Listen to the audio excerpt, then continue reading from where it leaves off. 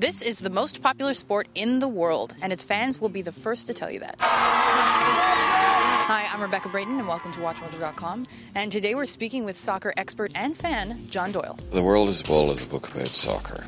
I've covered 2 World Cup tournaments and 2 European Championships for the globe. It's about me travelling to the tournaments, describing them, and telling people about the kind of things that you don't see on television when you watch the World Cup or big international soccer tournaments, describing what happens in the streets, in the cities, in the places where the big games happen. Tell us about the correlation between soccer and national identity. It's one of the cliches about soccer that a national team sort of represents the country, elements of the country's character in the way the team plays.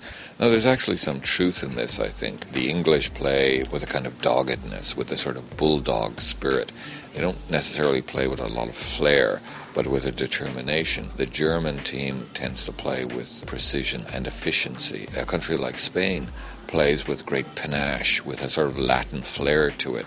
And you sometimes see Spanish players on the field, and they almost look like matadors. But one of the interesting things about the big tournaments is how, for some reason, at the big tournaments, people feel empowered to make fun of the stereotypes about their own country. I've been at big games in Europe where France is playing, and some of the French supporters, you will see guys wearing a beret and carrying a plastic baguette. The Irish, for instance, sometimes they will dress as leprechauns. Why is soccer such a global phenomenon? It's one of the few international languages that we have. It's one of the few things that every culture, no matter where in the world, no matter what your background, if you're a Catholic, a Jew, a Muslim, anywhere in the world, you understand soccer. And why would you say North America has only recently jumped on the bandwagon?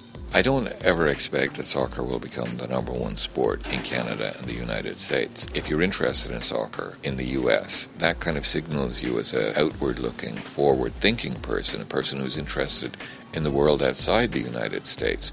Whereas if you despise soccer, and some people do in the United States, despise it as being, European and foreign and alien, then that signals you often as a Republican, somebody who believes that North American sports like baseball and NFL football are superior because they are the American game. What is going to happen, I think, is that cultural diversity, waves of immigration, that's slowly changing the role of soccer. The number of young people who are playing soccer in both countries, I think, indicates that eventually it will become the 3rd, 4th most popular sport here. Thank you very much. You're welcome. Enjoy the World Cup.